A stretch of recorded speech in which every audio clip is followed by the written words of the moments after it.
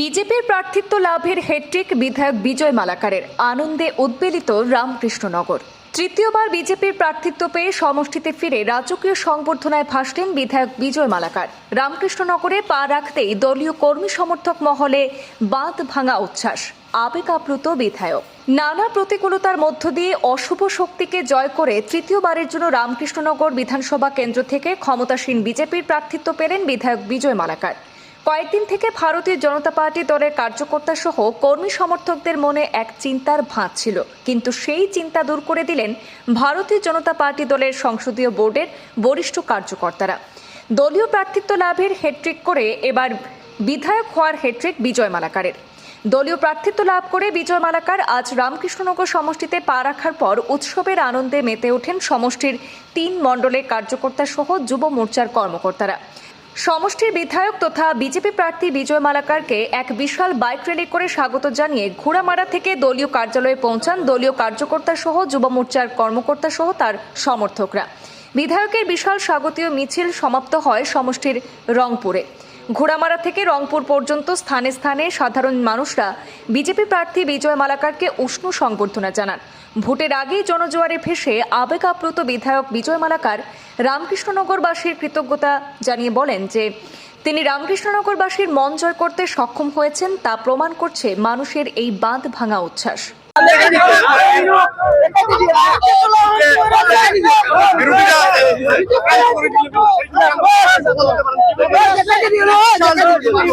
আজকে এসব কথা বলার সময় নেই। আপনারা এই জনগণের সাড়া দেখলে এবং ভারতীয় জনতা পার্টির কার্যকর্তার উৎসাহ দেখলে আপনারা বুঝতে পারবেন যে ভারতীয় জনতা পার্টি মাননীয় মুখ্যমন্ত্রী এবং মাননীয় প্রধানমন্ত্রী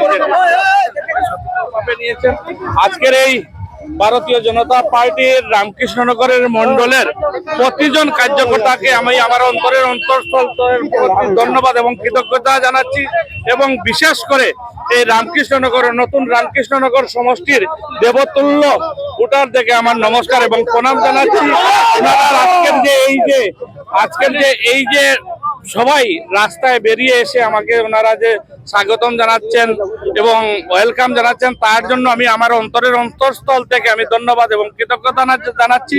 সঙ্গে আমাদের আসামের মাননীয় মুখ্যমন্ত্রী ডক্টর হেমন্ত বিশ্ব শর্মাকে আমি ধন্যবাদ জানাচ্ছি যে উনি তৃতীয়বারের জন্য আমার উপর বিশ্বাস থাকার জন্য, এবং ধন্যবাদ জানাচ্ছি আমাদের আসামের মাননীয় রাজ্যিক সভাপতি দিলীপ শইকিয়া এবং আমাদের ন্যাশনাল প্রেসিডেন্ট নীতিন নবীনজি এবং আমাদের নরেন্দ্র ভাই মোদী এবং অমিত শাহজিকে, এবং ধন্যবাদ বিশেষভাবে আবার ভারতীয় জনতা পার্টির রামকৃষ্ণনগর সমষ্টির প্রতিজন কার্যকর্তাদেরকে ধন্যবাদ জানাচ্ছি। ধন্যবাদ বিশেষভাবে আমি রামকৃষ্ণনগর পুরাতন রাতাবাড়ির জনগণকে জানাচ্ছি, ওনাদের শ্রীচরণে কোটি কোটি প্রণাম জানাচ্ছি যে ওনাদের আশীর্বাদে 7 বছর এই রামকৃষ্ণনগর সমষ্টির জন্য সেবা করার সুযোগ পেয়েছি, এবং আপনাদের মাধ্যমে আবারও আমি নতুন রামকৃষ্ণনগর সমষ্টির প্রতিজন জনসাধারণের প্রতি আমি ওনাদের শ্রীচরণে প্রণাম জানি, আরো যাতে 5 বছর ওনাদের জন্য কাজ করতে পারি এই সুযোগ দেওয়ার জন্য আপনাদের মাধ্যমে আহ্বান জানাচ্ছি। এবং এই 5 বছর আমাদের মাননীয় মুখ্যমন্ত্রীর নেতৃত্বে আসামে যে উন্নয়ন হয়েছে, আসামে যে বিকাশ হয়েছে, বিশেষ করে রাতাবাড়ি, আপনারা জানেন ইলেকশন আসলে কংগ্রেস বলতো সোনার রাতাবাড়ি বানাবে, কিন্তু সোনার রাতাবাড়ি বানাতে পারেনি। যার নেতৃত্বে সোনার রাতাবাড়ির বনার অগ্রসর ভূমিকা নিচ্ছে আমাদের মাননীয় মুখ্যমন্ত্রী ডক্টর হেমন্ত বিশ্ব শর্মার নেতৃত্বে। আপনারা জানেন রাতাবাড়ির মতন সমষ্টি, বর্তমান রামকৃষ্ণনগর সমষ্টিতে মেডিকেল কলেজ হচ্ছে, মহিলা কলেজ হচ্ছে, এখানে স্টেডিয়াম হচ্ছে, এখানে প্রেক্ষাগৃহ হচ্ছে, রাস্তাঘাট হচ্ছে, আসাম মালার কাজ হচ্ছে, বড় বড় স্কুল বিল্ডিং এর স্যাংশন হয়েছে। তার জন্য রামকৃষ্ণনগর সমষ্টির মানুষ আপনারা দেখেছেন আজকে রাস্তায় বেরিয়ে এসেছেন যে মাননীয় মুখ্যমন্ত্রীকে ধন্যবাদ এবং কৃতজ্ঞতা জানানোর জন্য। আর এই সমষ্টির থেকে আবারও আমরা বিপুল ভোটে জিতে আমাদের মাননীয় মুখ্যমন্ত্রীকে এই সিট উপহার দেব।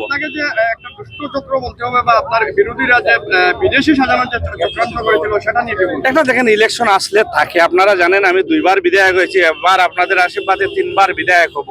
আপনারা জানেন আমার দাদু এখানে এই আসামে পিডব্লিউডি ডিপার্টমেন্টে চাকরি করতেন, আমার বাবা 5 ভাই, 5 ভাইয়ের মধ্যে 3 ভাই সরকারি চাকরি করেন, একজন আমার জেঠু রিটায়ার্ড করে মারাও গিয়েছেন, আর আরো আমার এক কাকু আজ থেকে 1.5 মাস আগে পিডব্লিউডি থেকে রিটায়ার্ড করেছেন। আমার ছোট কাকু পিএইচডি এর মাইবং ডিভিশনে অ্যাকাউন্টেন্টের কাজ করছেন। তা ইলেকশন আসলে তাকে থাকবে। আর এসব এই যে দেখেন বাঙালিদের এটা দুর্ভাগ্য, হিন্দু বাঙালি হলেই ওনাদেরকে বাংলাদেশে সাজানো, আর এটার প্রমাণ আজকে আপনারা দেখেন। এই বিরোধীরা যদি পাওয়ার কথা ছিল, এর থেকে বেশি ভোট পাবো এদের এই এসব আচরণের জন্য। মুখ্যমন্ত্রী আপনার উপর যে আস্থা রেখেছেন, এখানে অনেক দাবি থাকবেন, তারপর আস্থা রেখেছেন মুখ্যমন্ত্রীর বাইরে বিজয় মালাকারের কোনো পরিচয়ই নেই। ভারতীয় জনতা পার্টিতে যদি বা বিশেষ করে রামকৃষ্ণনগর রাতাবাড়ির সমষ্টির মানুষ যদি আজকে আমাকে মায়া করেন, স্নেহ করেন, এটার মেইন কাণ্ডারি আমাদের মাননীয় মুখ্যমন্ত্রী। কারণ মাননীয় মুখ্যমন্ত্রীর নেতৃত্বে 5 বছর যে কাজ করেছি, এই কাজ করার সুযোগ আমাদের মাননীয় মুখ্যমন্ত্রী ডক্টর হেমন্ত বিশ্ব শর্মা দিয়েছেন। তাই মাননীয় মুখ্যমন্ত্রীর বাইরে বিজয় মালাকারের কোনো পরিচয়ই নেই।